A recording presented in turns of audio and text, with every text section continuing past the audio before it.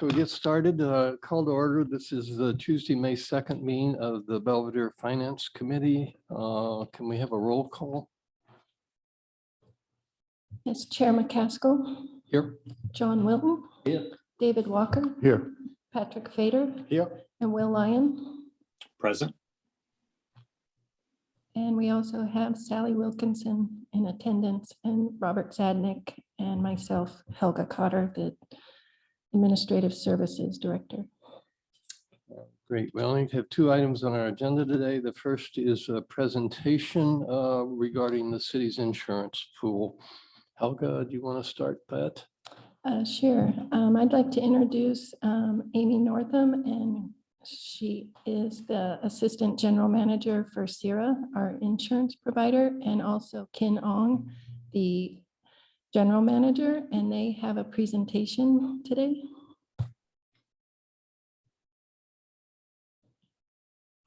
So Amy, can you hear us? We can. Good morning. And I do have Kin Ong here as well. Morning. Morning. Shall we begin or? Yes, please. Okay. Helga, are you controlling the PowerPoint? Yes, I'm bringing it up right now. Okay, well, thank you for having us this morning. We would have been more than happy to drive down the Belvedere. We're always looking for opportunities to visit Belvedere if we can. So next time, if you want to have another meeting and invite us down, we'll be more than happy to come down and discuss CIRA's programs in person. Can you hear me okay? Yes. Okay. We presented a more in-depth overview of CIRA's programs to members of the Finance Committee about a month ago. So this is going to be an abbreviated version of that. And it's just a 30,000 foot overview of our core programs. So with that said, next slide, Helga, please. CIRA is a risk pool. We have 52 members in our risk pool throughout Northern and Southern California. And it's not on the slide, but I'll just briefly mention that CIRA is a merger between two very successful organizations, PARSAC, which was formed in 1986, and REMIF, which was formed in, correct me if I'm wrong, Amy, in 1974. Correct. The two organizations merged in July 1 of 2022 or 2021 to form CIRA. So we had operated a very successful risk pool between the two organizations. We found a lot of similarities between the two organizations. A lot of our members were in proximity with each other, and it just made a whole lot of sense for us to combine our resources and our operations because we shared similar risk management philosophies and management philosophies. So with that said, we have two core self-insured programs. The first one is our general liability program. The general liability program provides $40 million per occurrence coverage limits. It covers bodily injury, personal injury, public officials' errors and omissions, property damage, and employment practices liability. So employment practices would cover wrongful employment practices such as discrimination, harassment, wrongful termination, and retaliation. The program covers all employees, all volunteers, council members, and it also covers additional covered parties. These are agencies or entities that you may have contracts with that require us to provide them with insurance. We name them as additional insured on our coverage form, and coverage is extended to them as well. For each loss, there is a $25,000 deductible. So the city pays the first $25,000, and we pick up anything above that to $1 million, and then anything above $1 million is covered through another agency called Prism, and they cover losses between $1 million and $40 million. Your annual premium for 22-23 is $176,507. The estimated premium next year is about $168,000. That's a conservative number. We haven't finalized our budget yet. We haven't gotten the final numbers from our excess carrier yet. So we expect that number to come down just a little bit. So it looks like the cost next year is going to be a little bit lower. Please feel free to interrupt us at any time if you have any questions. Quick question about the liability coverage. We contract out to the Tiburon Fire District all of our fire services. We don't run our fire department. We contract it out. And pursuant to that contract, we are named insured on their insurance policy. You mentioned that our liability covers any outside contracted services. That fire service by large is probably 90% of our contracted services. Are we paying twice, or that's just kind of the way it is? No, you're not paying twice. It is appropriate for them to cover you since they're providing the services.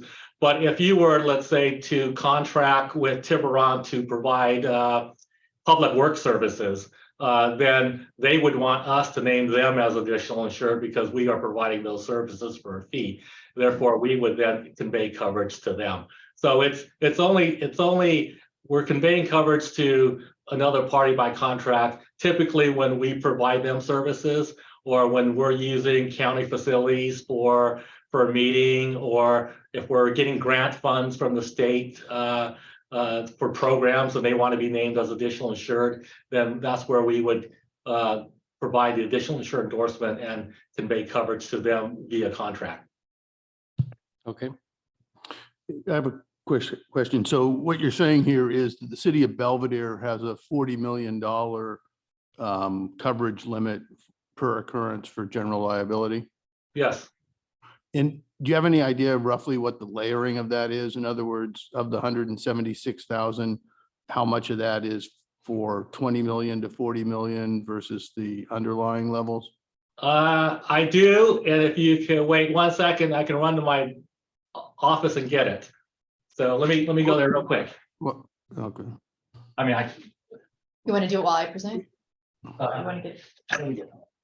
I have one other question on the liability, and that is, you mentioned it covers council members and committee members and so forth.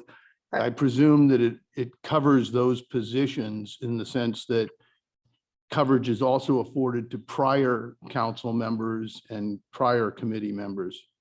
Yes, absolutely. As long as they are working under the course and scope of Belvedere. Yeah, so if somebody was in a position from 2015 to 2024, and in 2026, there was a claim related to 2023 and their services there, you would defend them. Correct. Thank you. so I have the this is for the current year. So that $160 some odd thousand,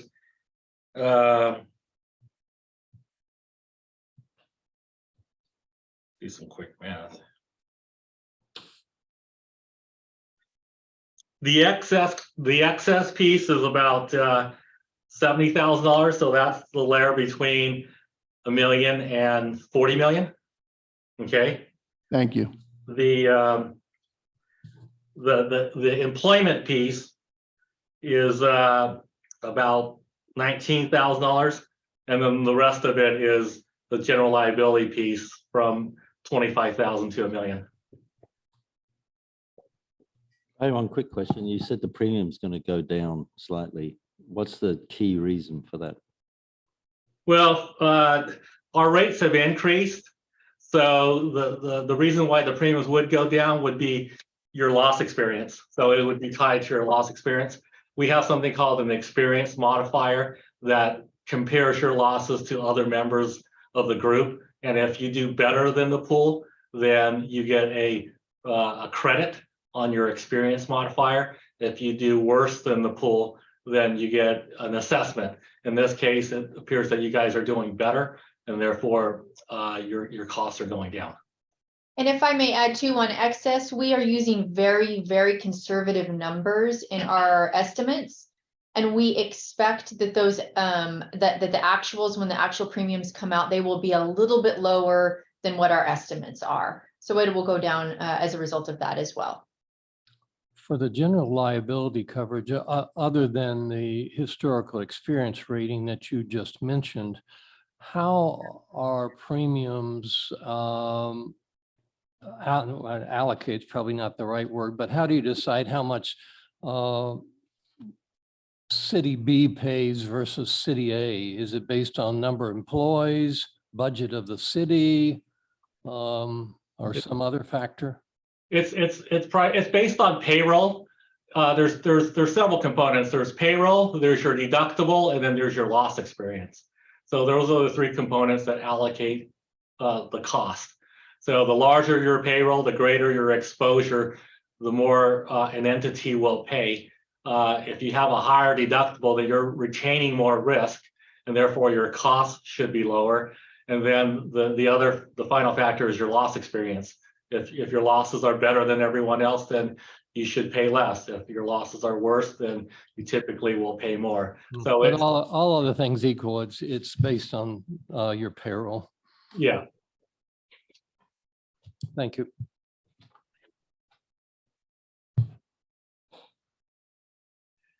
Any more questions on the liability side? I don't think so. Next slide, please. The other core program is our self-funded workers' compensation program. The program provides coverage to statutory limits. It covers all employees, council people, and also volunteers if they're injured in the course and scope of employment. In this case, your deductible is $100,000, whereas it was $25,000 for the liability program. The annual premium is $98,000 this year, and it looks like the premium next year is going to be about $20,000 less. So again, the rates have gone up slightly, so the reduction in premium is tied to your loss experience. CIRA provides coverage from $100,000 to $500,000 for Belvedere, and then anything above $500,000 is covered through two commercial insurance policies, Gray Insurance and Safety National. They provide coverage to statutory limits above the $500,000 CIRA self-insured layer. And premiums are calculated the same way, payroll, deductible, and loss experience.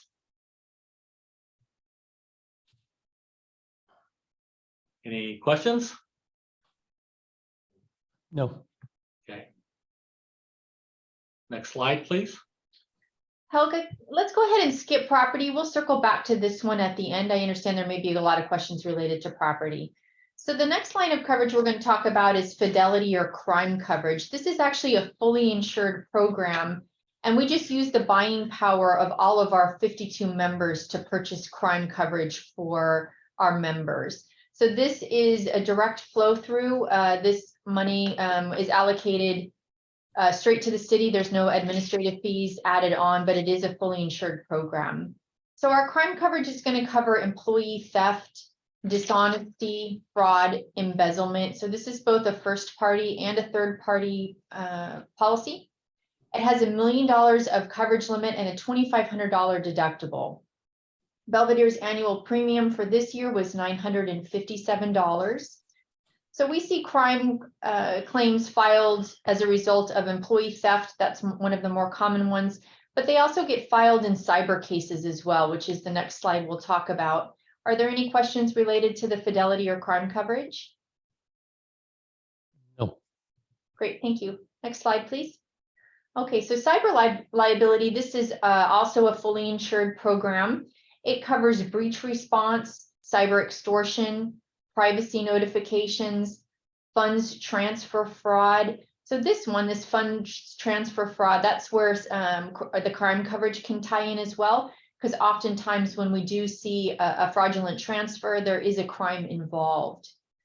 If the city is subject to a cyber claim and some of the hardware is damaged, we can look at hardware replacement as well as business interruption.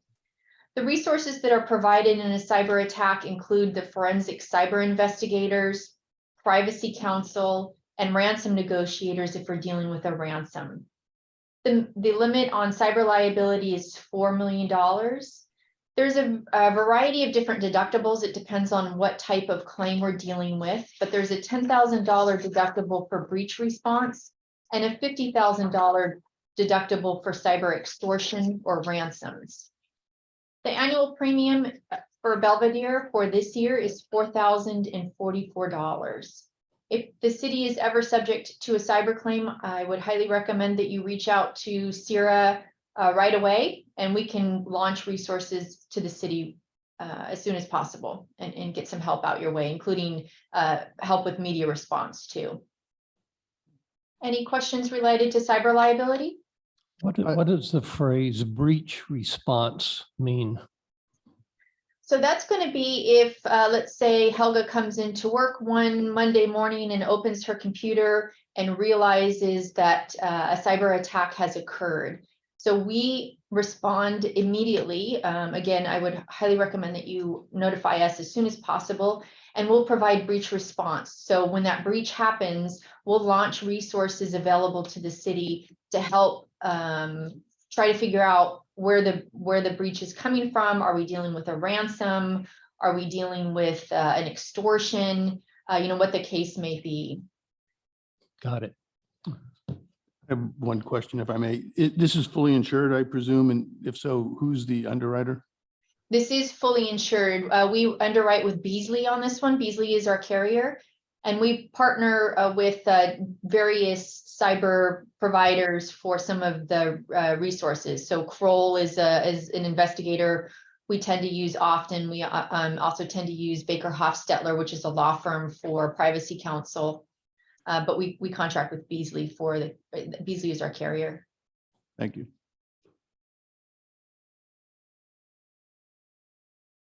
Jim, I see your hand is up.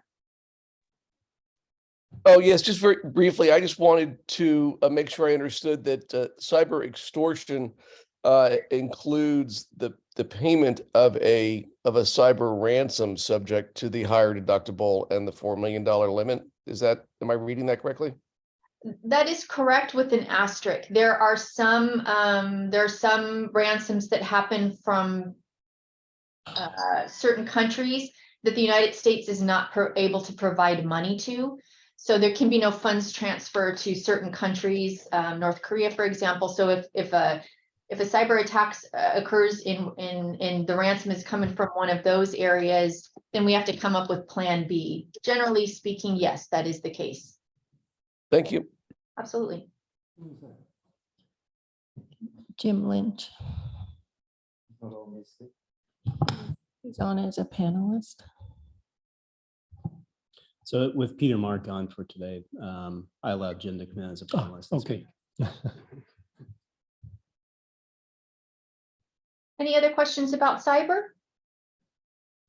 No. Okay, great. Helga, if we can go back up to the property slide. And just for the benefit of the committee, this is not a comprehensive coverage. There's other coverage that Sierra offers as well. We offer pollution coverage and deadly weapons and whatnot, but these are the larger programs that we're presenting on this morning. So to circle back on the property program, similar to the last two that we discussed, is a fully insured program as well.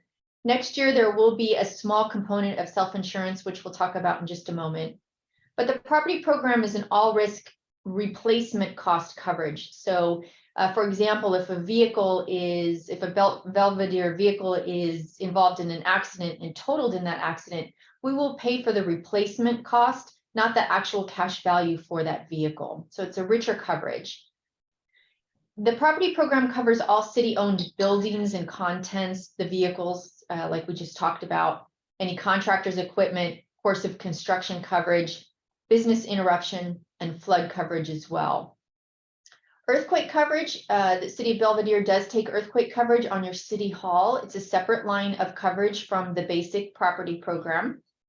There's a $50,000 deductible. This is again for the property program. There's a $50,000 deductible, but effective April 1 of 2023, we're going to have a buy down program to $25,000 if the Sierra board approves that in May. The earthquake deductible is 5% of the total loss or $100,000, whichever is greater. And the annual premium for this year for the city of Belvedere is $50,947. Now the deductible was previously $10,000, but because, you know, the property market has gone through a lot of catastrophic losses over the last 5-10 years, the carriers are no longer writing the lower deductibles.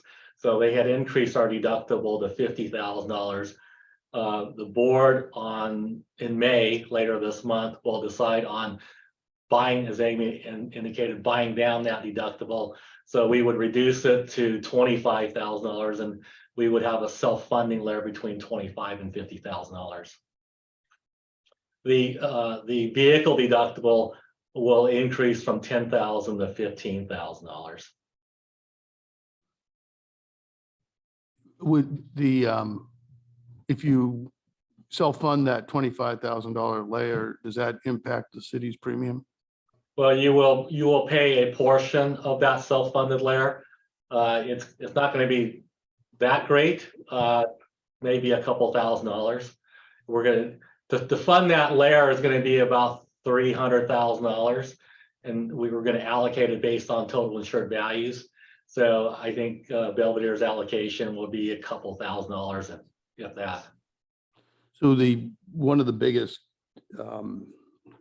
property risks in the state of California is wildfire risk. And I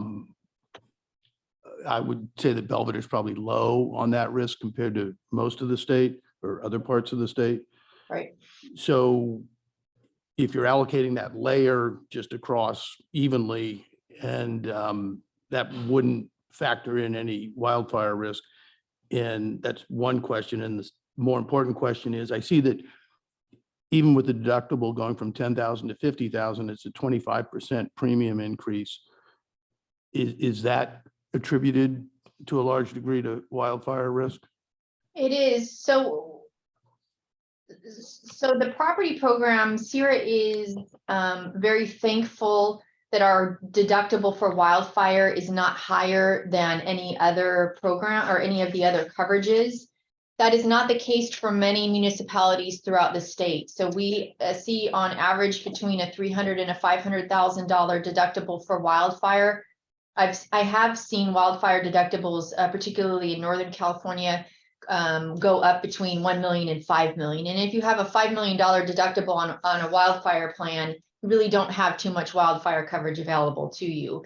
But we're very lucky that is not a carve out on the property program. If Belvedere were to suffer a wildfire loss, which hopefully Belvedere never faces, but if they were to face that, the coverage would be the same. It would be the same deductible. So if you have different deductibles and so forth, then you've got a term of art in the sense of wildfire risk. So what is the definition of wildfire risk versus fire? So great question. So wildfire risk is any fire that starts in the more rural lands that move into the city. So it's not going to be, you know, there has to be damage to a city building for the wildfire coverage to kick in. Does that answer? So it does. I mean, it takes us in that direction, and I don't want to take too much time here, but rural lands, you know, or the grass hills of Tiburon rural lands, because there are no, by my view, rural lands in the vicinity of Belvedere. So given that this is quite a significant impact on property premiums, that's the reason for my questions there. And I'll just leave it all right there for now for the sake of this meeting. I'm not sure we answered your other question regarding the cost increase. There's a couple of components relative to the cost increase. The first is the rates will increase. Again, the carriers have experienced significant losses throughout the last 10 years, not only in California, but in Florida with hurricanes, in the Midwest with tornadoes and floods. So that all impacts what they are going to charge their customers. And over time, those costs have risen appreciably. So that's one component of the cost increase. The other is your total insured values. Your premiums are based on your total insured values. So even though you may not have acquired new property, there's an inflation factor that's built into the TIV calculation. So if your building is valued at $1 million this year, that inflation factor will automatically adjust it to, let's say, 10%. So, it's gonna be valued or insured at 10% greater than that. And then you will, your premiums will be based on the higher adjusted total insured value. Yeah, I'm familiar with that, and the wildfire risk and all these algorithms, most underwriters have a map that shows a clear definitive line where the wildfire risk is. And then various underwriters will say, if you're within 1 mile of that, it's such a rate. And if you're, closer than that, we're not going to even cover you. So it's pretty bright line. And I don't know if any of that's being used for this. And again, I'll just leave it at that. We don't need to drill down, but it's significant. And I can answer that very quickly. No, we don't have any bright lines drawn on the property program for wildfire risk, thank goodness, because we do have some Sierra members that are in high wildfire risk or higher wildfire risk than other members. So that, And every commercial underwriter does have those lines. right, exactly, yes. I just want to be clear, the wildfire, if the wildfire started in Belvedere, we're still covered. You said it has to come in from somewhere else? I don't well, think you could, go ahead. Go ahead, I'm sorry. My understanding was you couldn't have a wildfire start in Belvedere. But what if a lightning strike hit? My understanding of what you've said is that to be defined as a wildfire, it has to start in a urban or forested type area, which doesn't exist in So if Belvedere. lightning hit Belvedere and started a fire, it's not covered. No, it would be covered. It just wouldn't be classified as a wildfire. Oh. It would be a fire. Excellent.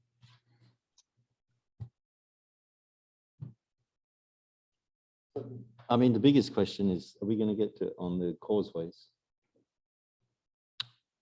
Well, Amy, have you finished your presentation? Yes, we have, but we are Okay, open yeah, to any all right. other questions. All right, John, go ahead. No, I just wanted to be clear about what insurance we have on the causeways, because that seems to be, I was looking at the bigger document that Helga sent me and I couldn't understand the document. Because we have these towers, and I don't know what that means. Yeah, I was stumped by that too. Yeah, so it says, towers 1 to 7 or 8 are covered by this, tower 8 is this. And I read it and I just couldn't make any sense of it. So For the property program, The towers Yeah. represent the insurers that take on a certain level of risk, because this is a huge program. This is a national program that involves billions of dollars of insured values. Not one insurer is going to take on the entire risk. So there are multiple insurers that hold a portion of the risk, and the towers represent how much risk a particular insurer or insurer I takes on. And are they sequential? So tower 1 gets hit first, then it cascades to tower 2, or they all take a pro rata? No, tower 1 will take on X number, and then once it exceeds that loss, it Okay. kicks into tower So they 2. cascade. Right. For clarity though, this is not Belvedere's coverage. This is Prism's coverage. correct. Yeah, so what I'm trying to understand is if one of our causeways was damaged significantly, however you define that, by an earthquake or a flood, what's our insurance? Oh, I think on page 5, it's listed as a coverage exclusion, is it not? Where it says this coverage excludes That's what I'm bridges, trying to- roadways, highways, streets. That's what I'm Well, trying to get. A causeway, I think, would be considered infrastructure. So unscheduled infrastructure is covered, but it's subject to a $500,000 deductible. So if you have a sidewalk, a causeway, a bike trail, a road, sewer lines, storm drains, light poles, if they're not scheduled, they are covered, but it's subject to a $500,000 deductible. If it is scheduled, then it would be subject to the standard deductible, which is 50,000. And if the board approves in May, it'll drop to 25,000. I'm confused then. Why does this page 5 say that these things are excluded unless they're scheduled?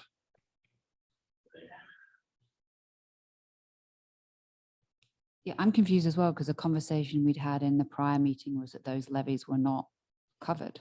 On page 3, it shows $3 million sublimits for unscheduled tunnels, bridges, etc. Right. And how does that relate to page 5 where those things are listed as? And what excluded? it's excluded on page 5 is excluded in excess of $3 million. Oh, I see. Yeah, it does say in excess of 3 million. You're right. So let's just be clear, the causeways are insured. At the moment, we have a deductible of 500,000 and then up to 3 million, the insurance kicks in, and above that, we're not covered. Correct. Correct. And does that mean each causeway is treated separately? So if there's an event where both causeways are damaged, they are separate causeways with 3 million for each? It's per occurrence. So if one event causes damage to both causeway, then you would have one deductible. But we would have 6 million of coverage, or we'd have 3 million of coverage? No, you'd have $3 million of coverage. Thanks. And just to clarify, this would not cover earthquake. We need to put earthquake in a separate category. Sorry? Didn't get that. Just for clarification purposes, earthquake needs to be considered separately because earthquake coverage is a separate line of coverage than the property program. But if we had a major storm that flooded those two levees and caused damage to the utilities, and we had some costs, that would be covered net the 500,000 deductible. Correct. Okay, thanks.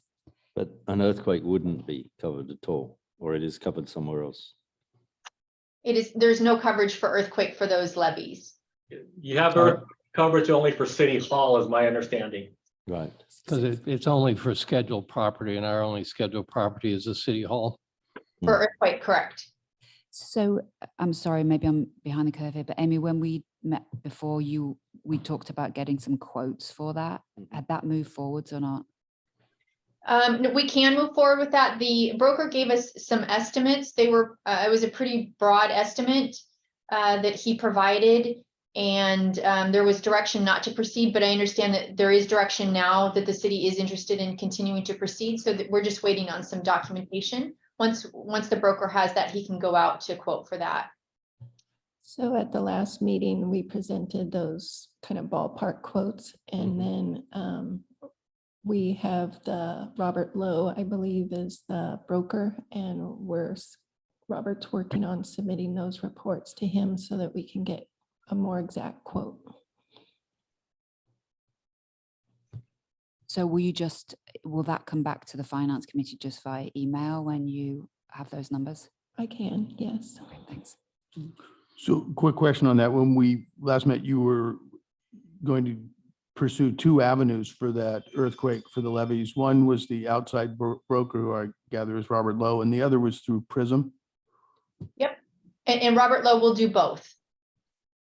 Thank you. Absolutely. Okay, any other questions? John, Good, I'm good. you're good. All right.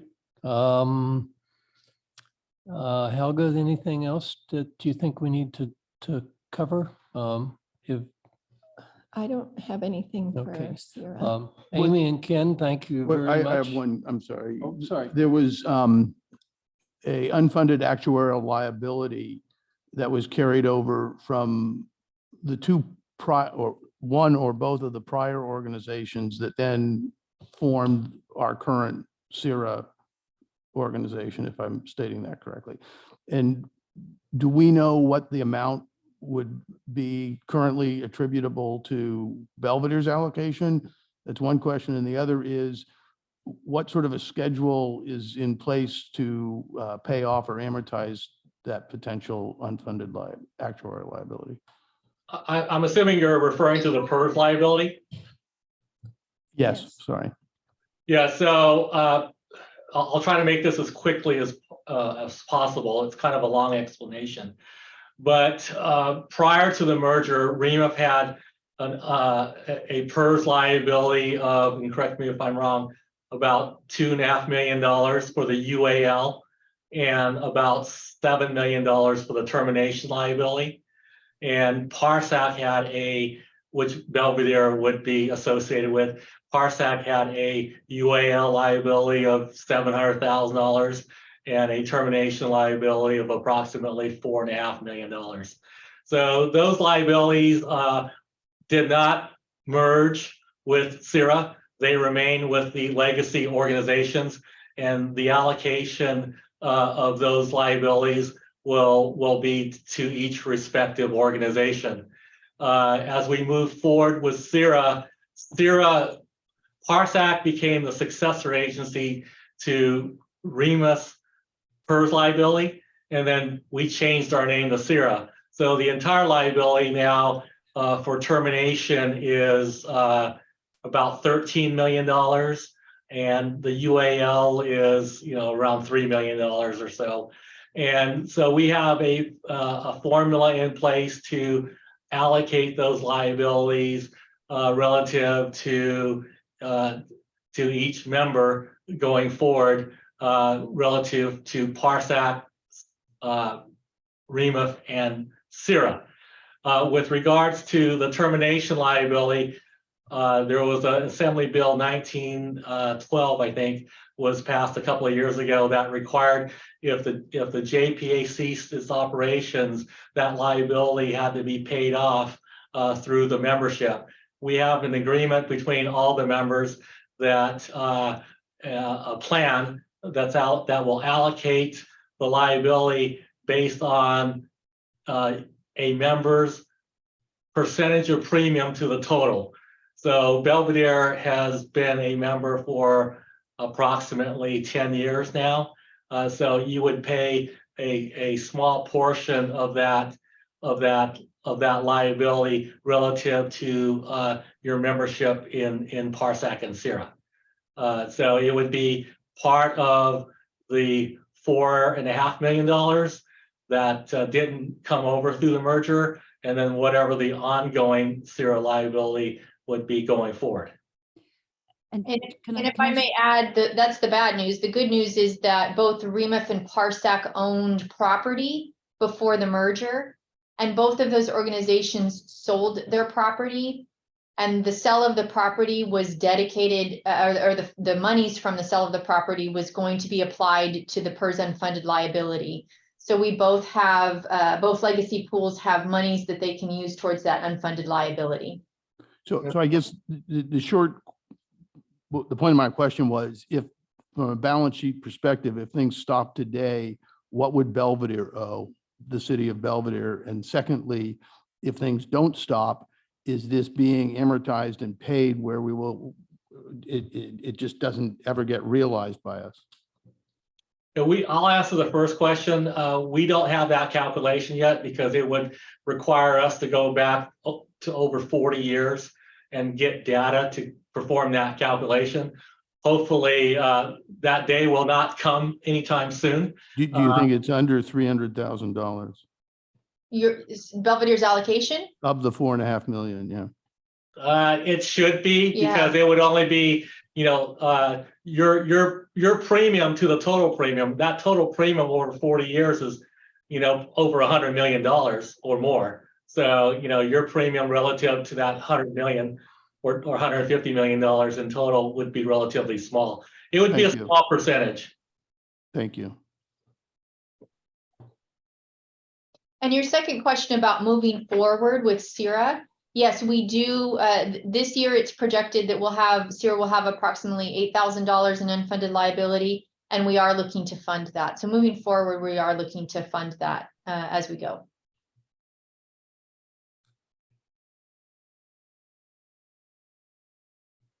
Okay, any other questions from the committee? Hearing none. Amy and Ken, thank you very much. We appreciate it. Thank you. Amy. Thank you, Ken. Thank you. Thank you. Bye-bye. Well done. Helga, can you arrange to have those slides sent to all the members of the Finance Committee? Yeah. That'd be great. Thank you. Any other comments, questions on this agenda item? I'm left with the same impression from our prior meeting that just in general, they seem to know their business and doing a reasonable job. Yeah, I just think the caveat being, we have to look into, when we get the data, look into this insurance of the causeways. Yep. But, we don't have the data, so. Yeah, and the question I have there is, I'm imagining it's unaffordable, but if it's not unaffordable, that isn't something that we can bring into this budget because it's going to be too late. There's no way we're going to have any numbers back in the next weeks, correct? So that would have to come back as a budget amendment, presumably, if we chose to purchase that insurance. That would be the case. Thanks. Okay, we'll move on to the second agenda item, discussing the fire measure renewal as it relates to the 23-24 budget. Bob, just a quick reminder, we do have to call for public comment on each one of these. scheduled Sorry, items. we have people in the public. Is it just Jim or are there others? Looks like we do have one attendee. Okay, if they're, and they're supposed to flag you or Helga, if there are any public comments on the previous agenda item, please so indicate to Helga. And I'm not seeing any raised hands at Okay. this time. Great. All right, so we'll move on to the fire measure discussion. All right, I will turn this over to Sally. She's worked on this presentation. Do you want to just pull up the presentation for me? So just to provide some context, first of all, Helga and I spent quite a bit of time this week along with Bob. We've had a call with the fire district and we've tried to get some understanding of our fire funding in general. I don't think we understand everything for sure. We're learning as we go along because this has been a bit of a black box, but we're going to tell you what we have learned so far.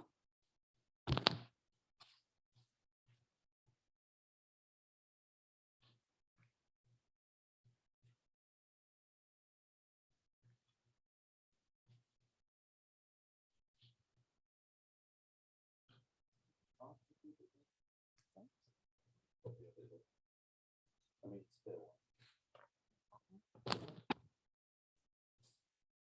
just go next slide, Helga. Oh, let me make it bigger here.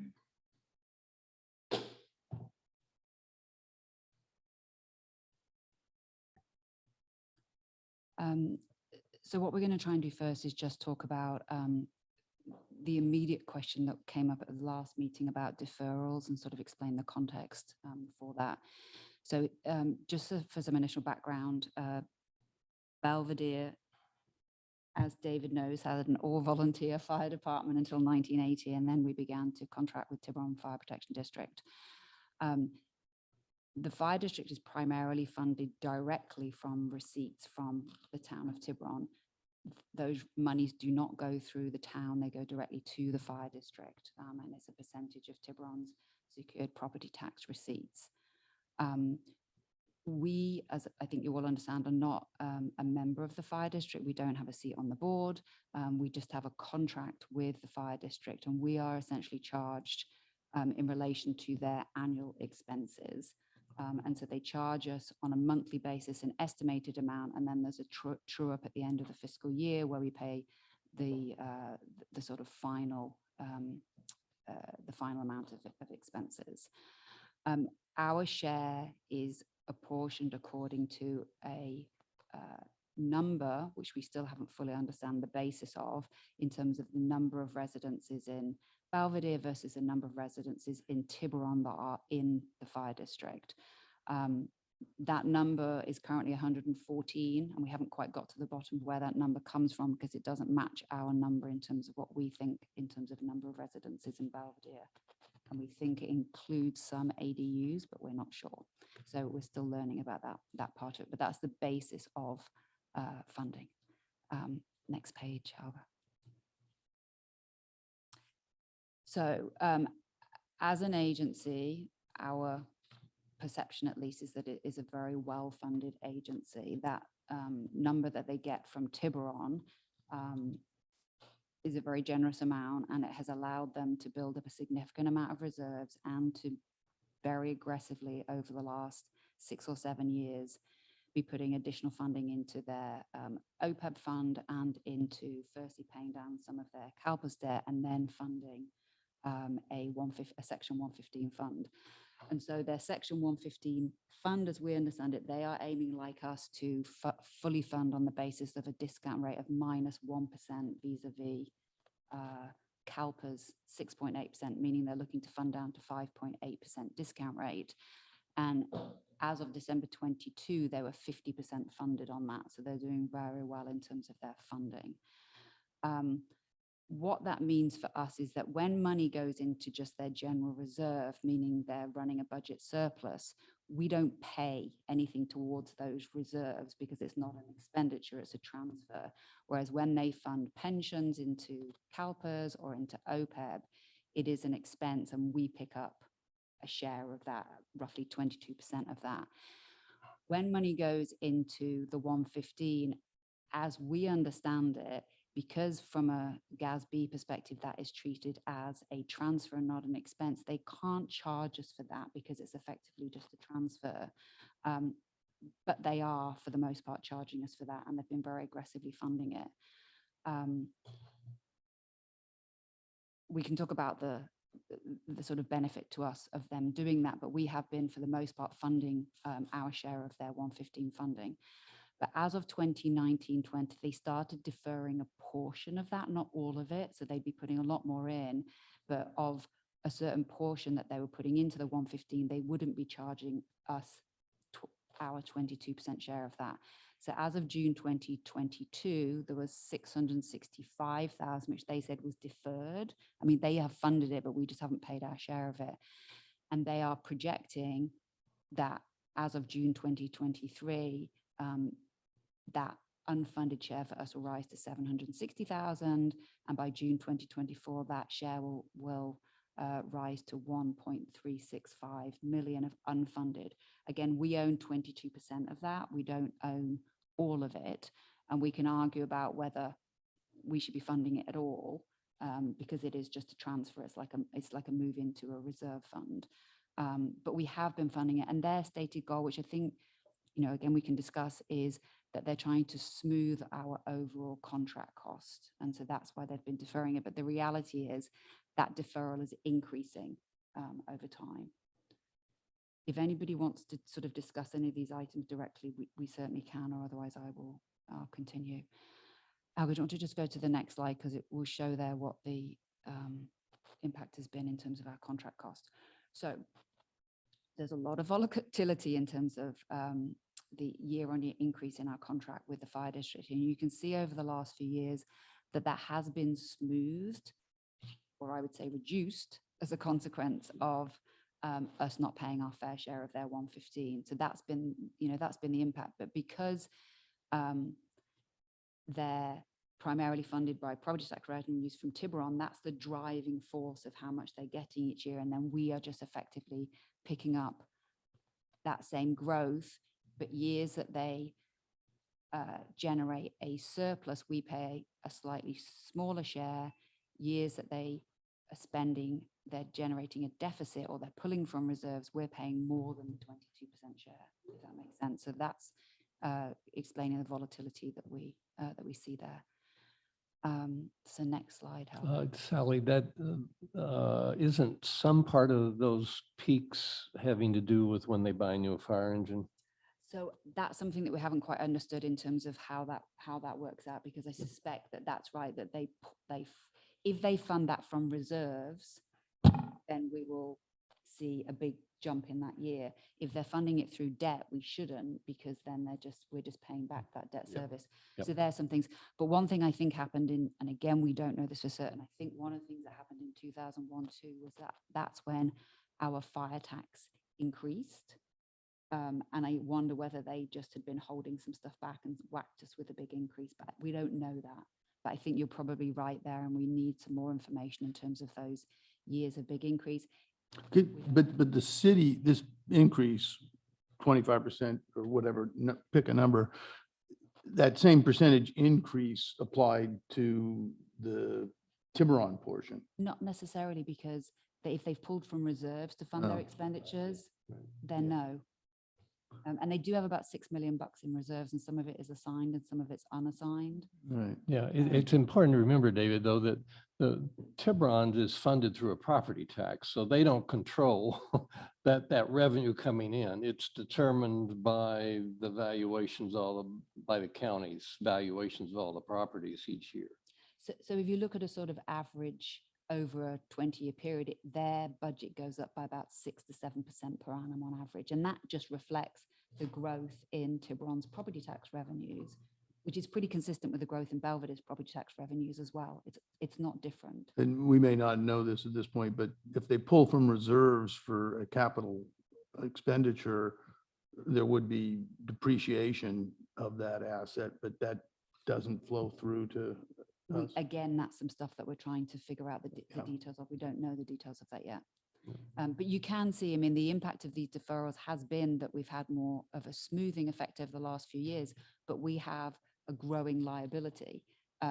It's an implied liability because it's a transfer and not an expense, but at some point in time, we owe that money. And so that, if they meet their goals by the end of 23, 24, as I said, is a deferral of 1.3 million, which is 300,000 to us of money that at some point we're going to have to pay. And this chart represents Include- what we're paying. It doesn't include that deferred Doesn't portion. include the deferral. If you Yeah. include the deferral, it sort of jumps around more, and it's obviously it's a higher number. Do you want to jump to the next slide? But before we move on to this section, I guess we can talk about it then, but do we want to discuss already what our view is on that deferral, or should we get to these other components first? I think like we ought to get it out of the way, and Right. So my sense, I have two thoughts here. The first is we only actually owe that money to Tiburon when they put it into their CalPERS fund. At the moment, it's just it's a transfer, non-expense. I think we should be setting aside money from it, but I'm not sure it should sit in the fire district's account earning interest, and why shouldn't it sit in our account earning interest? Yeah, I mean,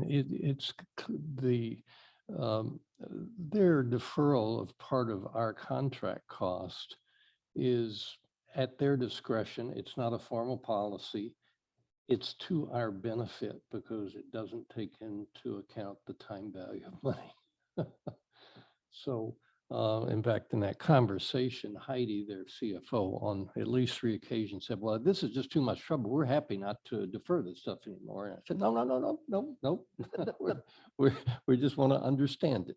Right, but the reality is we've been giving, because they've only been deferring some of it, we have been giving them money to put into their 115, which from an accounting perspective, we shouldn't be required to do because it's not an expense. We should be setting it aside for sure, but why don't we do that on our account? And why don't we ask them for the money back that we've been putting into the 115? Well, is the amount they put into the 115 arbitrary, or is it based on some actuarial? So my understanding of it is so recently they've been funding it more aggressively. They said at least because they haven't been making as many large purchases because of supply chain issues. And so they've been generating this surplus every year, and they've got a lot of money already set aside in reserves. And so they're trying to get ahead legitimately on their OPEB and pension funding. But my understanding is that there's a true up, or that when they do their audit, that's when they see what their final surplus is. And that's when they make the final determination in terms of how much to put into these funds. So they budget a certain amount, and they're budgeting for that deferral to grow to 1.3 million by the end of 23, 24, but it's not certain until the end of that fiscal year. And Sally, why do you think that they, under the contract, are not allowed to charge us for our 21.6% of their contributions to their 115 plan? Because I think in contrast, your CalPERS funding and OPEB funding is an expense. It's not a transfer.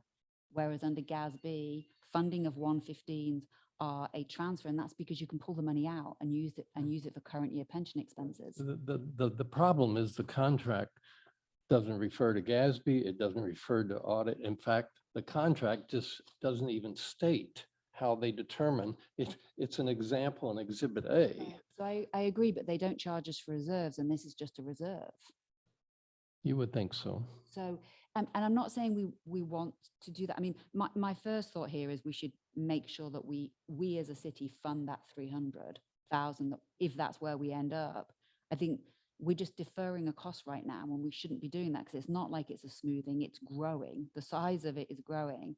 And from our perspective, we've always tried as a city to get ahead of our pension risk, and we're doing that on our own account, and we shouldn't be encouraging the fire district to defer our costs. Now, whether we want to say, well, we want to hold that in an assigned account for us on our account, in our accounts, and earn interest on that for ourselves, or whether we're just willing to give it over to the fire district, I don't have a strong view. What frustrates me is the black box sort of perspective on this, that we don't really know. We're not able to have a really good sense of what our 10-year budget planning should be around this, because they do these arbitrary things without sort of Yeah. discussion with us. Yeah, although That was the arbitrariness, it has been in our favor. It's arbitrary in the sense that they're deferring. But your comments, Sally, infer that you think everything they've deferred relates only to the 115 plan? So they made a $9,000 deferral on OPEBs 1 year, and we paid it off the next year. Everything is just, well, Although doesn't- she also inferred that they would be taking into account this same procedure when they buy a new fire engine. so that might be true. And again, there are things that we need to get to the bottom of, but it's sort of arbitrary saying it's 115. They're just assigning a number and saying we're deferring this money. It seems random to me, whereas I can understand for purchase of a asset which has a useful life, that we should be repaying that over the useful life of the asset. But in relation to pensions, I don't understand why there's this strange I thought deferral. if the policy is, if our contract is that we cover X% of the expenses, and this isn't an expense under accounting rules, we shouldn't transfer it to them. And so, I'm not sure I'd want to do the clawback, because it might be poking a stick at them. But I mean, I would think from now going forward, we would just simply put the money in our own account. And when it becomes an expense, when the 115 monies are transferred to CalPERS or used for some other purpose, which is an expense by accounting definitions, we pay it, but we're covered because we put it in a special account to account for the deferrals. I would generally agree with that. But the money they're putting into the 115 account, if it includes some, it's 21% of it is our money. Right. But it's a transfer. Their 115 account is invested in investments that presumably grow. Yeah.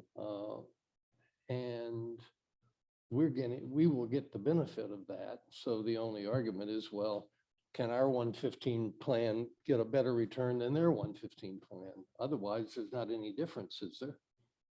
Well, I think the only difference is there's an accounting rule, which is we pay X% of expenses and it's not an expense.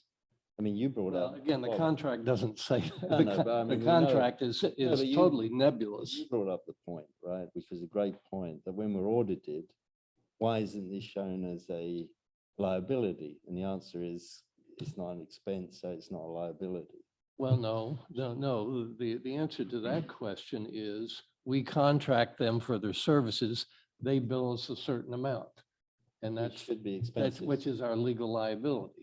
Right, but that's expenses. All I'm saying is. No, I mean, it's less the deferral than what they're billing us. And so, I was the one to raise the question is, Right. and their financial officer sent an email, said, these deferrals are not a legal obligation on your part. They're not an official district policy.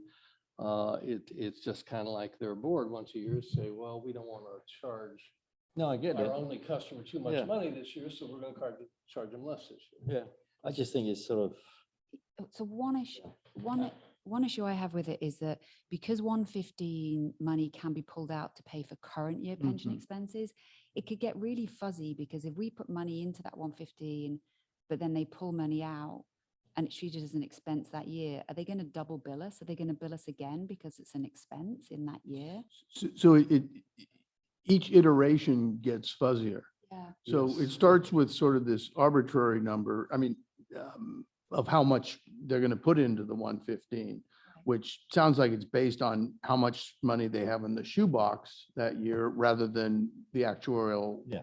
expected cost of those pensions. Right. Then the next iteration is how much of that, after you take 20%, how much of that is going to be deferred? And then Sally just hit on what I would say would be the third iteration is it's their 115 account.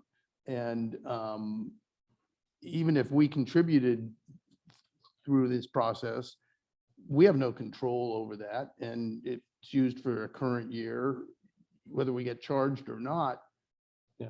We just don't have any control over that. So it's a large amount of money that just gets further and further Yeah. into the abyss. But I want to make sure that I think we're benefiting from it now is because they're putting money into a 115 plan that when it comes out, we'll get 21% of the earnings, but we're not funding it right now. Well, that's the part I think that And that was is my- not perfectly clear. Well- If the money goes in there and we pay for a portion of it, that's a fact. If the money grows, that's a fact. And if that growth is the same as it would be in our 115, but the bottom line, if you will, taking the top, middle and bottom, the bottom line is that outgo. And I don't think we have any control over that.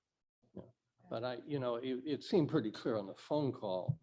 They're not tracking whether we did or didn't put money into the 115. Whatever the 115 earns is going to be shared 80-20 between the two districts, I mean, they are tracking what goes into the 115. They just know how but much not of it. tracking their earnings. No, that's right. So, I mean, I think I agree with you that it doesn't matter whether they sit in our 115 or their 115 from a earnings perspective. It's the same thing. I imagine they're in the same low risk fund that we would be in. But actually, it does make a difference because right now they're giving us the benefit of the money that went into the 115, even though we didn't pay it. That is correct. And if we change that, we're going to lose that benefit. Now, maybe it's not enormous, and if they're losing money in their 115, it's to our Which they advantage. are. But the reality is, as best we can tell, although there's a lot more investigation, but based on that phone call, this deferral mechanism is actually, it seems after a while to have less and less to do with the 115. It's just they decided they didn't want to, I think as our sole customer, they didn't want to stick us with a big bill because she referred to it that we'll be probably doing this with the fire engines as well. And so I said, well, if but Bob, they want to defer our contributions and not charge us for the time value of money, so be it. That's to our benefit. if we put the money aside, because otherwise we're just accruing and increasing debt and placing it on future generations, which isn't fair. Well, we've got the cash here, which we're presumably investing in LAFER somewhere. But we need to grow within our budget. We need to No, set I'm aside. not arguing about, our side of this, worrying about, are we putting off a future expense? I'm just talking about the mechanisms, the way they're doing it appears to benefit us. But I absolutely do not disagree with the concept that right now we own 21% of 1.3 million. And it would Not be yet. nice if we had set aside a reserve for that. Now, whether we put the reserve into LAIF or we put it into another 115 plan, that's up to us. So my main worry is, I think it's unlikely they'll ever pull the money out to pay for current year pension expenses, but who knows, given the recent performance of CalPERS, and if they pull that money out, how are we tracking that between what we contributed already and what's being pulled out and what's being charged as an expense and being double charged? We need to understand it and start overseen it. Yeah. I mean, right now, Mm. in fact, it's one of my points eventually we'll get to is under the contract, we have the right to send a representative Belvedere to all their board meetings. To my knowledge, we have never done that. It's kind of out of sight, out of mind. We pay whatever they send us a bill for. And I think that's a bad policy. One thing I didn't realize is that the majority of Tiburon residents aren't covered or protected by the Tiburon Fire Department. I don't think it's the majority. I think most. Well, the population is 9,000 and I saw 4,000. That's So you- those are it's the unit residences. Number of residences. That's the number Oh, of buildings. Oh, that's what it's based on, not Yeah, yeah. people. Yeah. Yeah. Oh, then, yeah. no, So okay. again, we need to understand the Yeah. boundaries of that as well. But to, because we going don't- back to Bob's, if Bob, to use your logic, if deferral benefits us, which you're saying because we're earning a return on the money they've put in, which we haven't contributed to, why don't we defer all of it by saying we're not paying you it? And ask for the money back. No, forget the money back. I mean, I Well, think that's it gets to the thing of your point. poking them. Do we do want to poke them Yeah. in the eye over But the this? logic- Because but when it your- comes to a fire engine, it will be No, right. clearly to our benefit. So, but the logic of deferral helps us, which I think is compelling, then we should defer all of it. And we could defer all of it by saying it's not an expense. I think that's up to us. And then we'd have to assess the risk that we just poked them. And will they say, fine, we're going to expense it. We're going to transfer it to CalPERS. That's what or- they'll do. So, I don't know. You'd I have to have a mean, they do, conversation. I assume they have that option is to make an advance payment above and beyond what. So I CalPERS think we'd have want. to figure that out, right? Yeah, I mean, I think if we have to think about it, if it was us, we do, I think they're trying to be fair. I don't think there's anything wrong here. And if it was us, we were like, well, we're just going to put it in CalPERS then. Now you owe us it all. You owe us the full amount today. Correct. So, but it's just, our objective here is to understand our long-term budget planning, Yes. I think, and this is too fuzzy for us. No, I agree with that, but I think Bob wanted to answer one question, which is, do we Do we worry continue, that our auditors would say we need to accrue this? right, do we continue with current practice or do we change it? And the current practice is, it's a random number that we actually pay them because they determine the deferral. Or do we say, it's not an expense, we're not paying it, but we're going to put it in an account here, and when you expense it, we'll pay it. I follow all that. I think what we're trying to do is determine what the true cost is. And we ourselves did that when we did the dive into the substantial costs of the pension plan. And so we don't know how they're funding the 115. I mean, if it's based on 1% a lower rate than what CalPERS is using, and thus 5.8%, and that's about how much money they're putting in, then we might say, oh, that makes sense. That's what we're doing. And then it begs the question of what is an expense? And if that isn't an expense, then do we just want to mirror our portion in a 115 allocated for that? And then in that scenario, we're doing the right thing in that we're funding what we believe to be our contractual and our ultimate true cost of these services. I think that's right. I just, how do they decide in future years how much they're deferring for us? It's just, it's a random thing. Well, it's a random thing, and I don't want to get too far ahead, but I think how much money that ends up in that shoebox is a factor in how much they put into the 115. Probably. And if that happens to come out to a reasonable level of expected future pension costs, that's wonderful, but we don't know if But it the- does. Bob, I have to apologize. I warned you earlier. I have to run. I'm not sure how it impacts the meeting. I'm hoping it doesn't in terms of what we decide, voting. Yeah. It's okay, right? Yeah, Yeah. okay.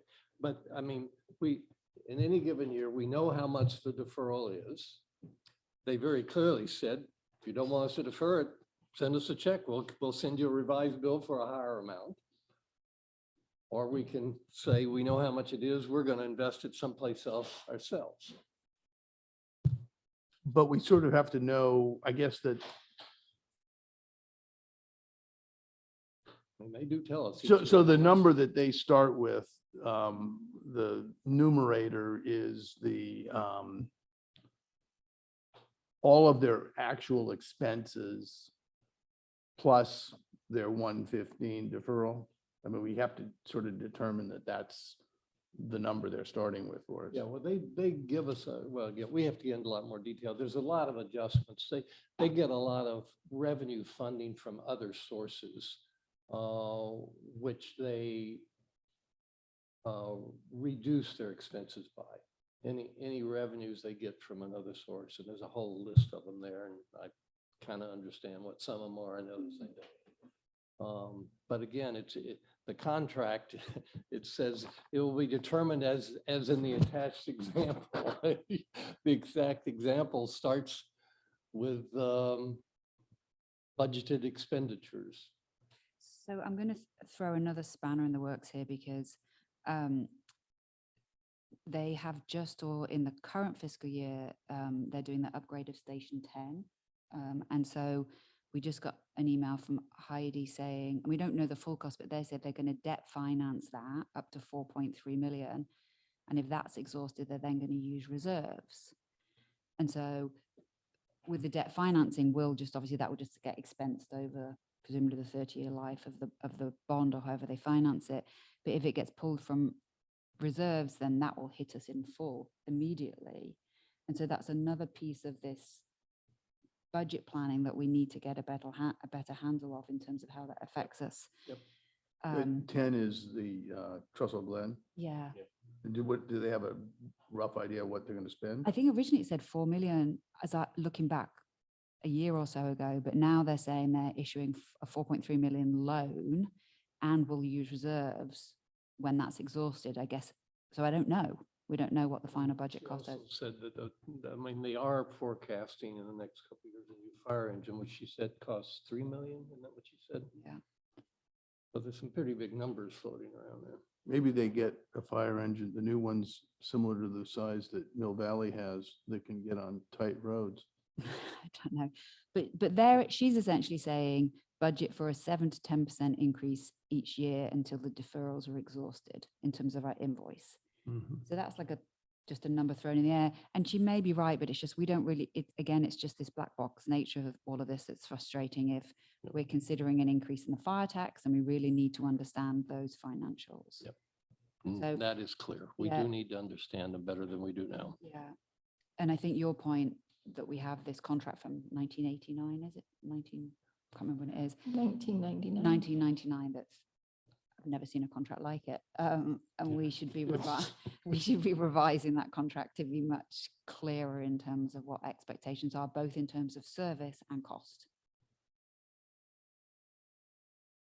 Well, in service, the contract's pretty clear. We get the identical same services as the members of their fire district, Tiburon. What it says. It's what it says, yeah. Yeah, no. And so I think we discussed some fire prevention measures, which we might not be getting as much service because we're not in a WUI. Well, because we don't need it to the extent they need it. Well, that is something we should certainly talk to the fire district about. Should we move on to the fire tax? Because I think that's where this is all going. But okay, so there's two different aspects. There's the fire tax and the fire measure, which are two separate things. And I think they often get confused. And so let's talk about the fire tax first. So when we move from an all volunteer fire department to fund that move, the city introduced with the approval of the electorate a flat rate parcel tax, which is known as the fire tax, which is charged per parcel each year.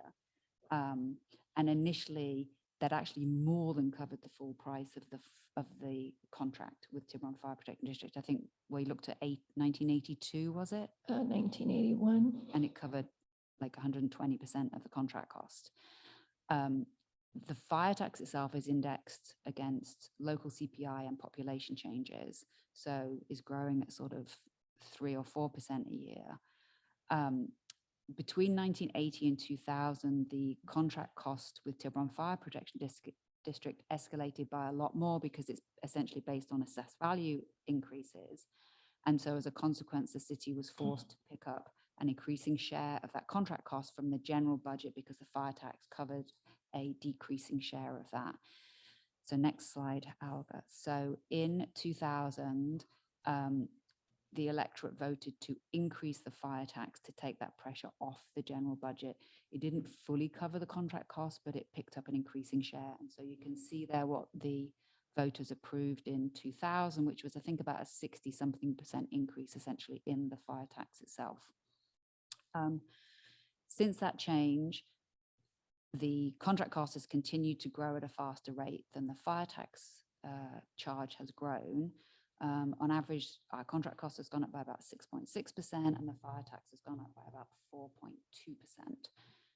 As a consequence, over a 20-year period, that means that the percentage of our contract cost that is covered by the fire tax has decreased from 86% to less than 50% of that cost. And the gap there is picked up by the city's general account, and that gap today is worth about $830,000, which is about 8 to 9% of our budget. So meaning we're having to shrink other items in our budget by $830,000 to pick up that share of the fire contract costs that we didn't cover in 2000 effectively. So 830,000, just for context, is 4 police officers. So that's about right, Robert, 4 police officers. We now have a police department of 5 police officers, correct? 6.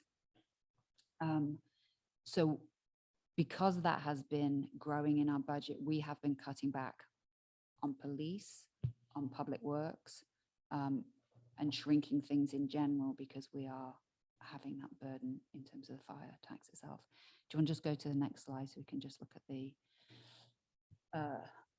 so you can see there, it's volatile for the reasons that we know in terms of volatility in the contract costs and also some volatility in terms of our expenditures. I have included in that number in the last few years, it does include our deferred expenditures in the denominator. If that. Sorry, I'm sorry, maybe you said this earlier. When this arrangement first came into being in 1980, do we know what percent it covered then? 120%. We actually collected more fire tax revenue than the contract cost us. Oh, so when that contract was put in place in 1980, that was the same original effective date of this separate fire tax? The fire tax didn't exist before then. But it came in at the same time. Came in 1980, 81. Yeah. So I think the measure was probably March 1980. Thank you. And was intended to fully cover the contract cost. And at least in 1981, 82, which is the first data we could find, it covered 120% of the contract cost. So we've gone from 120% down to less than 50% over a 40-year period, including an increase in the fire tax during that period. But that's inevitable when one item is growing by 6 or 7% and the other is growing by 3 or 4%. The money's got to be covered somewhere else. So that's where we stand in terms of the fire tax. So Helga, can you go on to the next slide, which is the fire measure? So the fire tax itself does not sunset. It is forever, and that's what the electorate approved.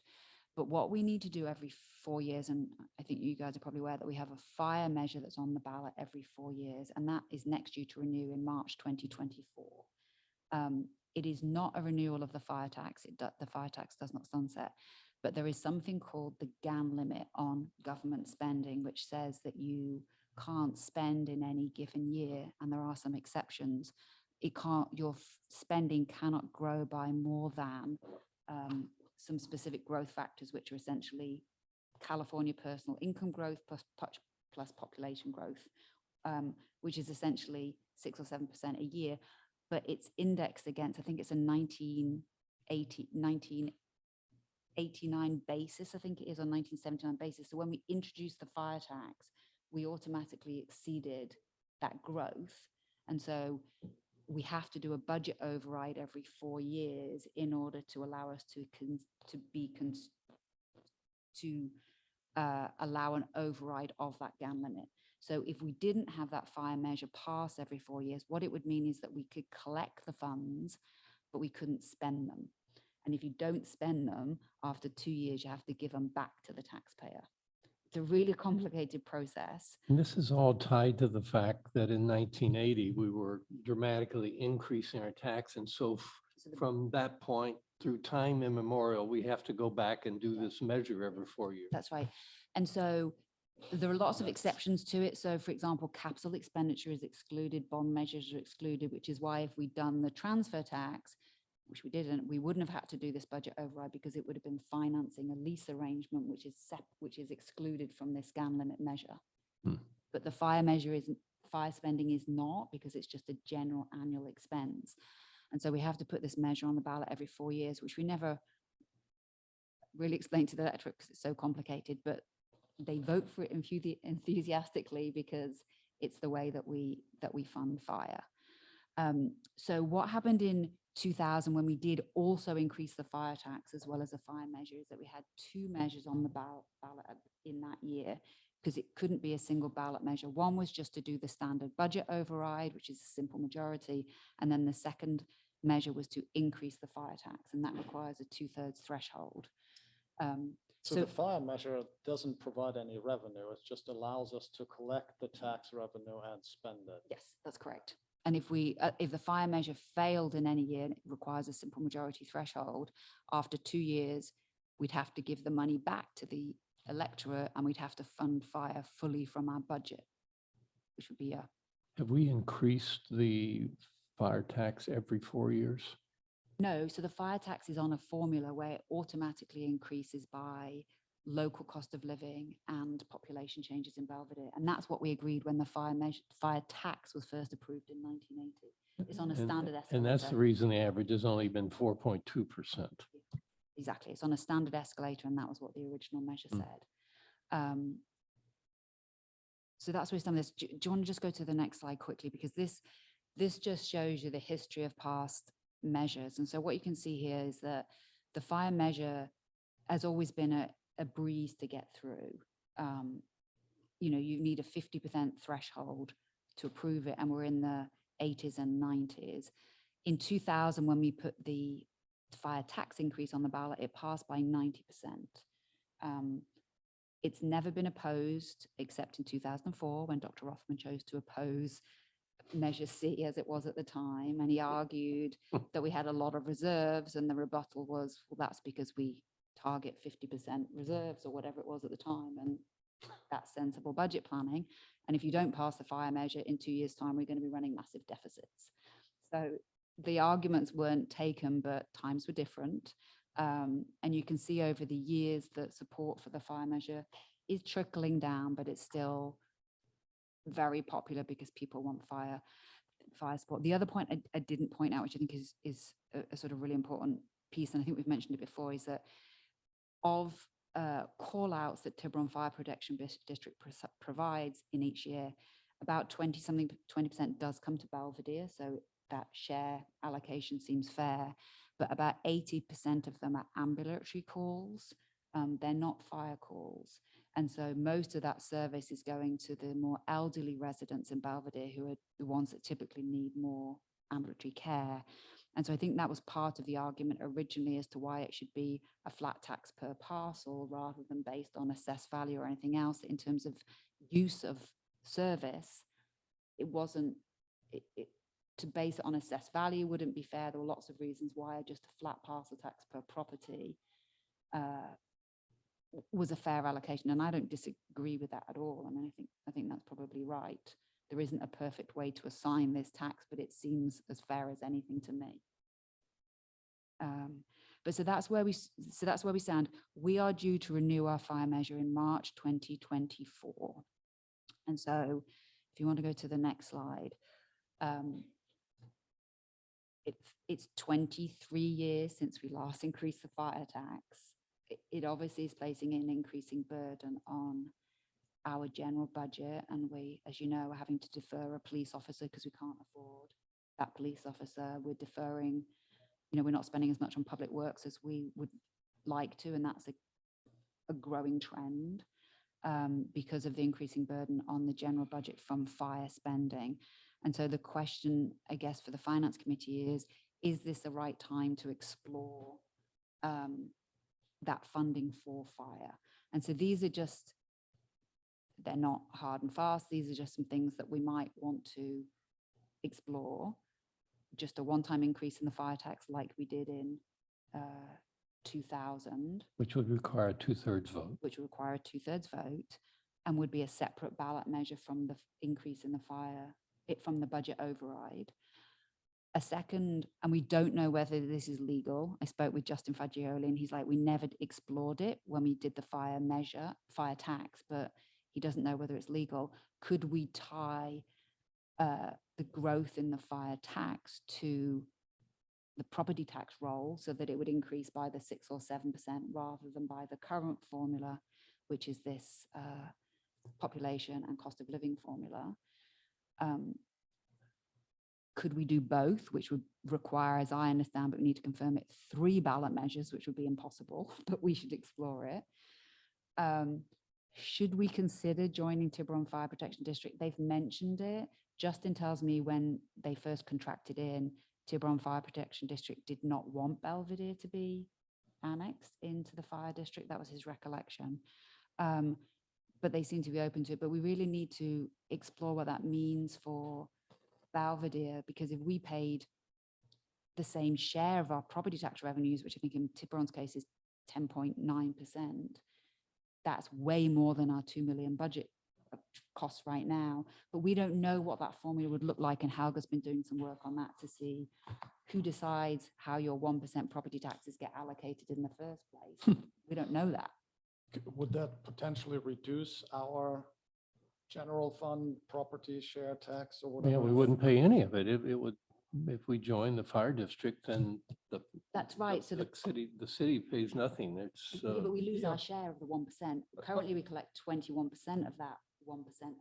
So Ah, that would go down. We don't know by how much. We don't know whether we'd also be 11% or whatever it is for Tiburon, or whether we'd be 5%. Who knows? We just don't know how that formula works. And we also don't know whether our fire tax would disappear. So well, what we do know though is if you did that, Belvedere would be paying more for its fire protection than we do now. we don't know that, because the formula might say instead of paying 11%, we pay 5%. We don't know how the formula works. So Wouldn't, if we just, I mean, wouldn't the fire district board insist? it's not that they don't, That we pay They the don't de- same rate that Tiburon's residents currently pay? they don't determine that. The tax distribution is determined by something that we don't know who it is, and we're finding out because it's set when you incorporate. And so Okay.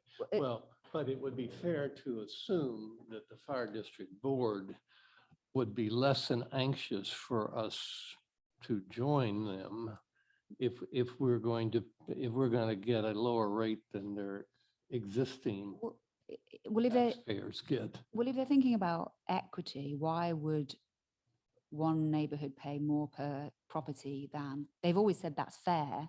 So how does it suddenly not be fair?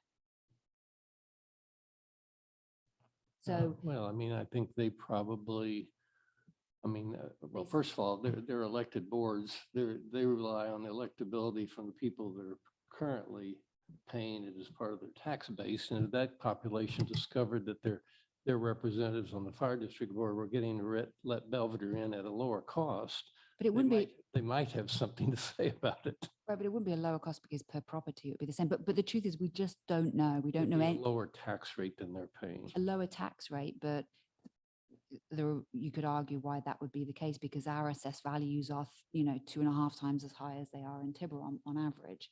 So is it fair that we pay into a service that is just a service per property at 2.5 times the rate in Tiburon? So we just don't know any of that, but we just feel we should do that work to find out, just for ourselves to answer that question.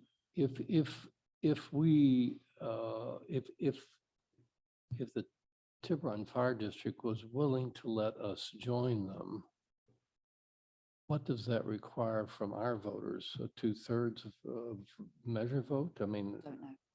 yeah, I mean, that's a big There's question. there's a lot that we need to explore. My guess is that number 4 is a non-starter for lots of reasons, and the primarily one being Except it could be the thing you tell our citizens, if you don't want to do this, here's the option, which is going to cost you a hell of a lot more. right, but it could be, we could be killing ourselves, because it could knock, in addition to eliminating the fire tax, would have us collect less than the 1 million we're paying for fire right now because of the reallocation. So it could be really, but we want to do it because we might have it, we might not understand it. So I think that's part of what we'd like to do. So I think there's a lot of work to do here. And my sense is that a subcommittee of finance should look at this.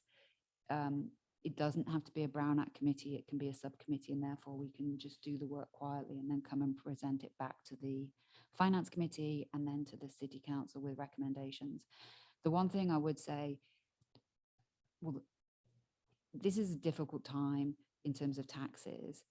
I mean, you're probably all aware that SAM 5 is going to double the contract cost for Belvedere residents. It's going up to about $2,000 a year from $1,000 a year.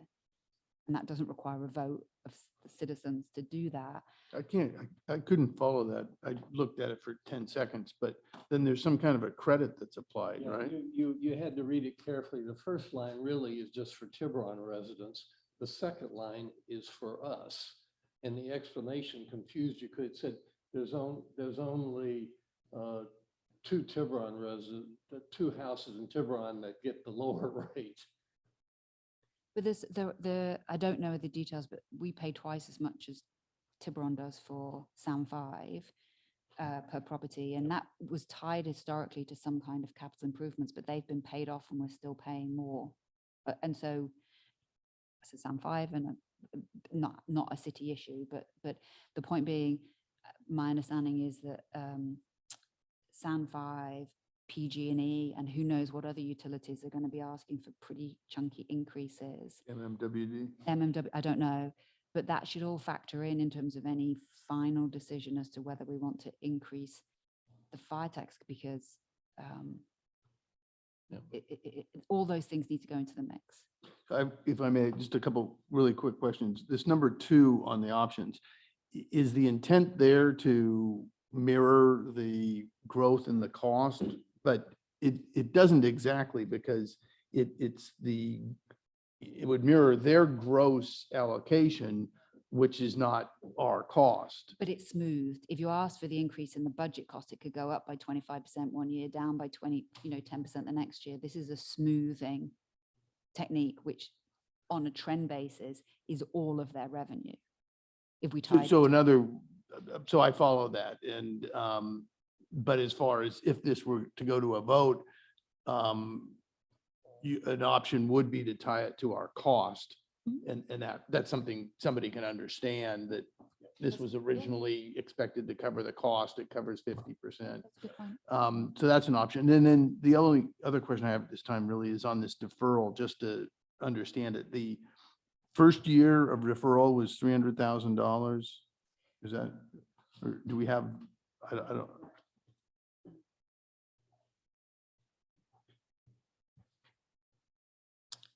So it looks like the first year, the deferral was for $9,000 for their OPEB.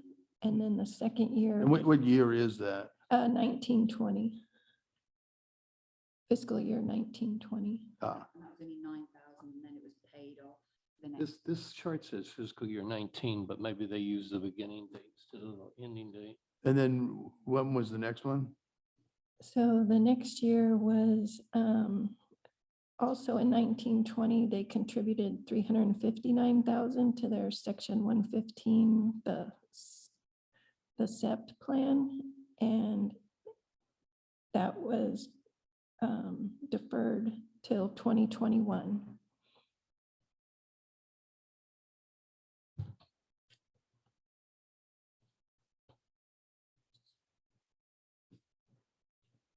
Yeah, we should send you a copy. Yeah, That'd be great. I'll send this. I'll It takes send a a while to copy out. digest it. There's inflows and there's outflows into those deferrals. It's really just random and messy, but it's growing is the point. So and then this current year, hoping to contribute 600,000.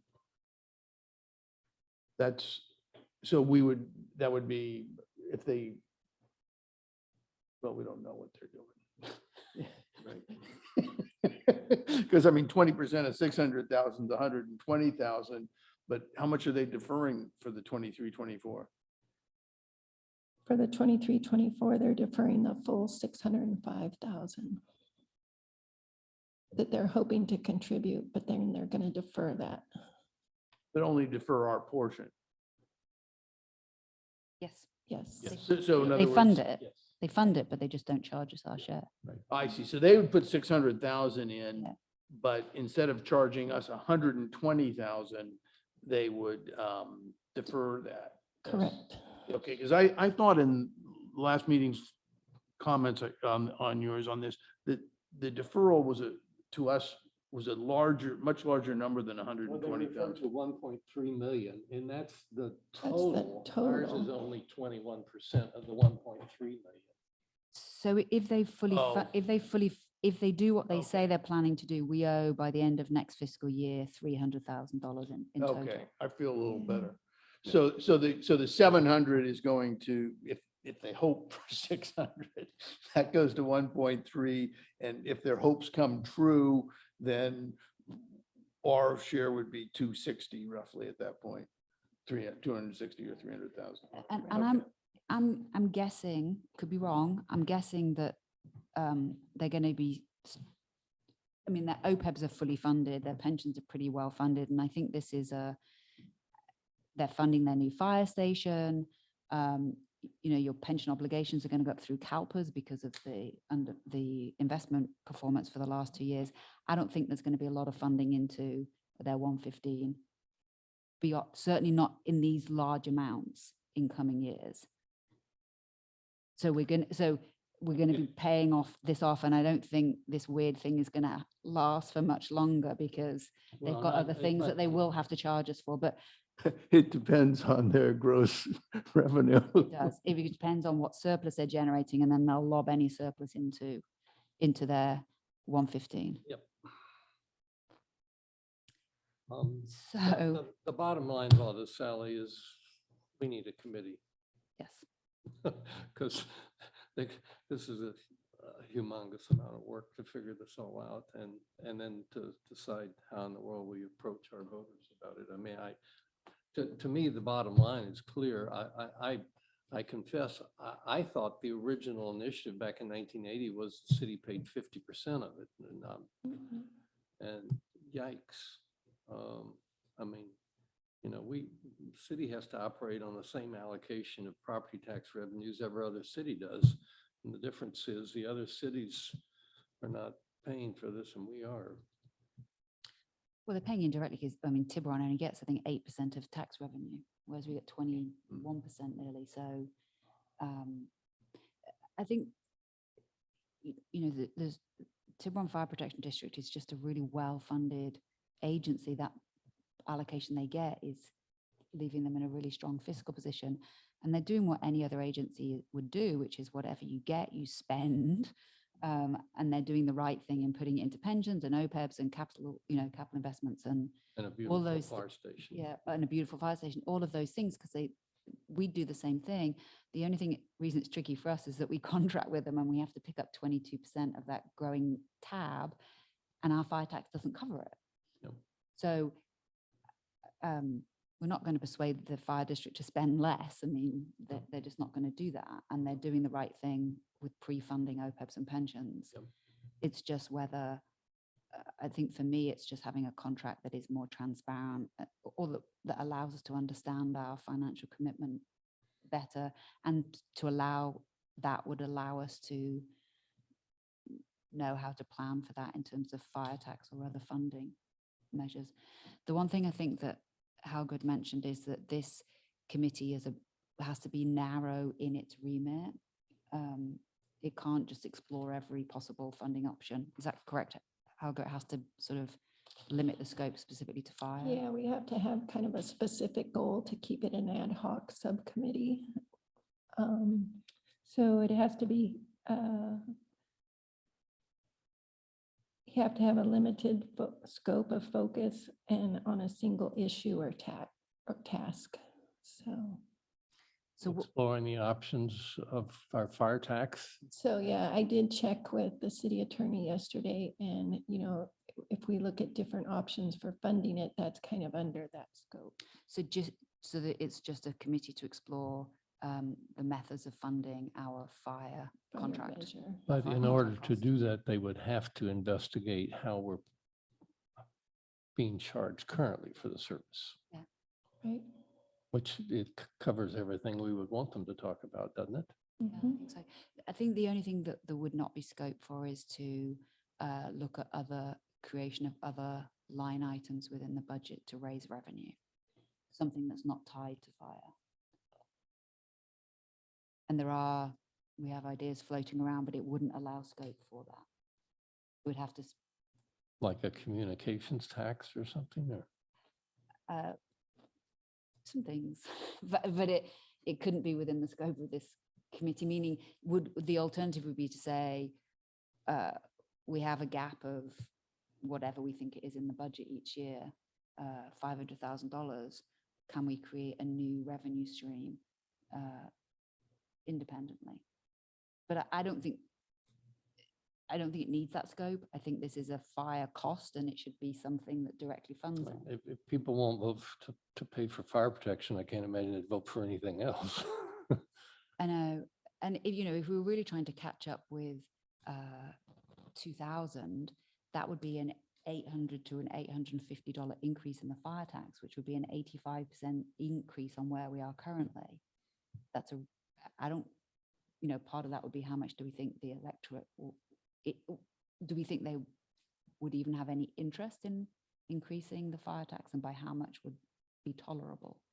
Well, and you don't necessarily have to do it all in year one, can't you? You could have a quicker escalation year by year. Well, there are some of the things we need to just explore from a legal perspective, because I think we understood through the transfer tax that there's lots of legal constraints on what you can do. Yep. So Helga, what do we need from the finance committee? So we wanted to get a recommendation from the finance committee that they want to form an ad hoc subcommittee, and as part of the budget presentation to the council, that would be part of that recommendation. And then the finance committee could form that subcommittee. And the recommendation is just as simple as the words you said. We recommend to the city council that they consider authorizing or directing the finance committee to form a subcommittee to look at the possible options to explore with respect to the city's fire tax. Right, an ad hoc subcommittee. Ad hoc, right? That sound right to you, Sally?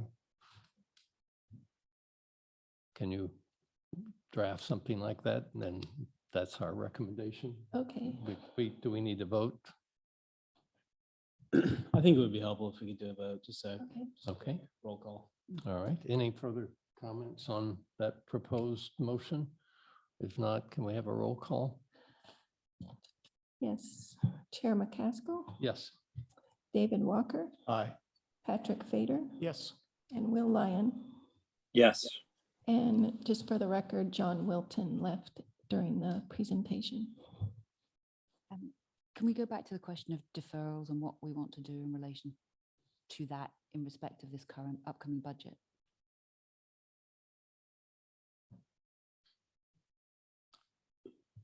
Well, with the definition that this 600, the 0.7 to 1.3, 600 increases the gross, and we're 20% of that, it's not as pressing to me. I mean, I think we want to sort it out, but in the context of the 23-24 budget, I'm not sure that we need to quantify it. Yeah, I think I agree. I mean, I think we want to understand it better before we do anything. And if the city council so directs us, we're going to form a subcommittee who's going to do that. In fact, I think that would be item A on their list of things to do. Would that require a separate subcommittee or could it be done as part of the fire tax since it's? No, it would be the same subcommittee. Yeah. I think that's right, because I think, if they do fund the 1.3 and we owe 300,000, that could be in the first year, at least, if the fire tax does get raised, we just pay it off.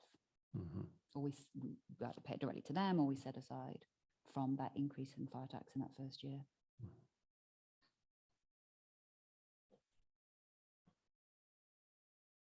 Okay, any further discussions on that? Robert or Helga, anything else we need to discuss as a committee today? No, I did just want to mention that, we do have to have everything to the county before December 8th for the fire tax renewal. For it to December- go on the ballot. December 8th of this year.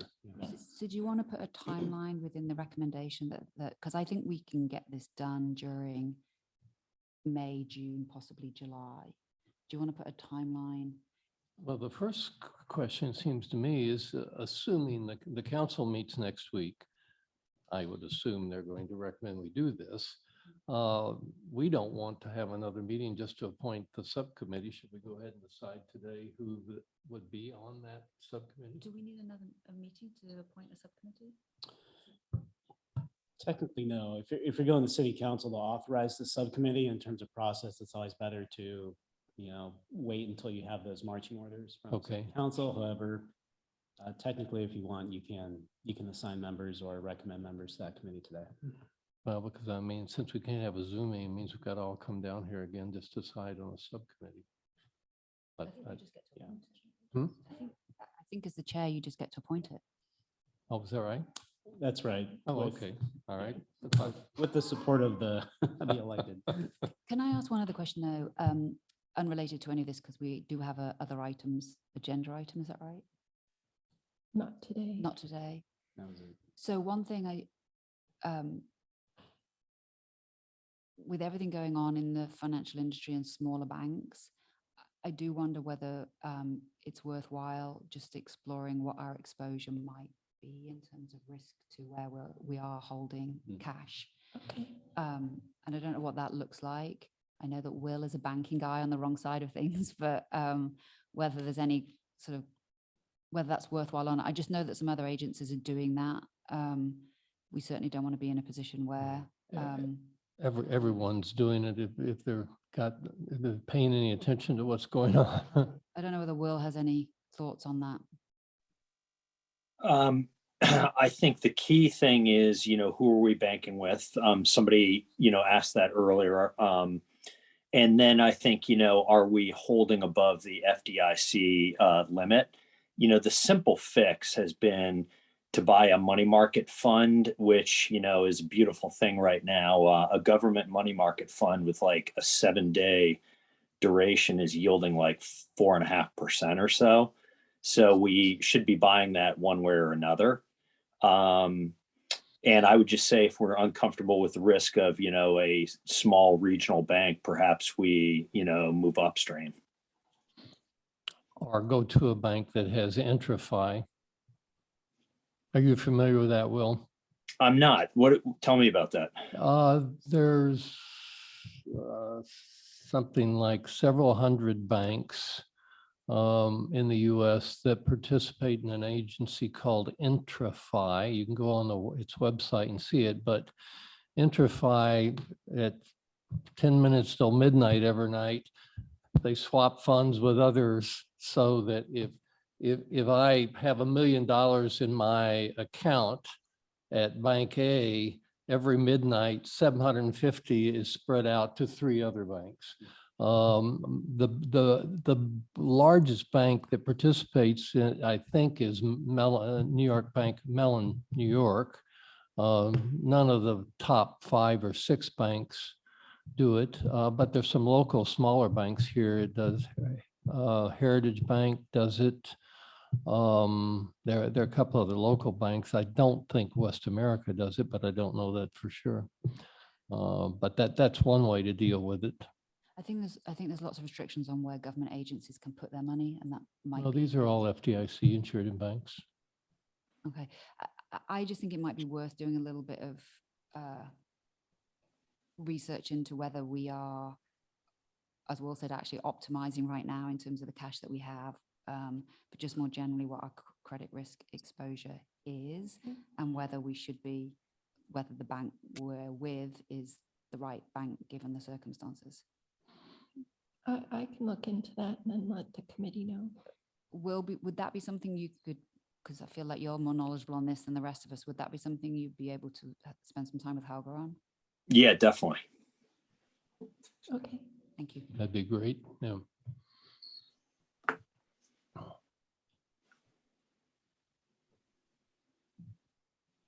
Just in terms of procedure too, I'm not seeing any hands raised for that last public comment item. Thank you. In that case, if there's no further business to the committee, I believe we're adjourned. Great. Helga, Robert, thank you. Yeah, thank you. And thanks, Sally, for the work on the insurance and the Tiburon fire tax. A lot of good information. Thank you. Thanks, everybody.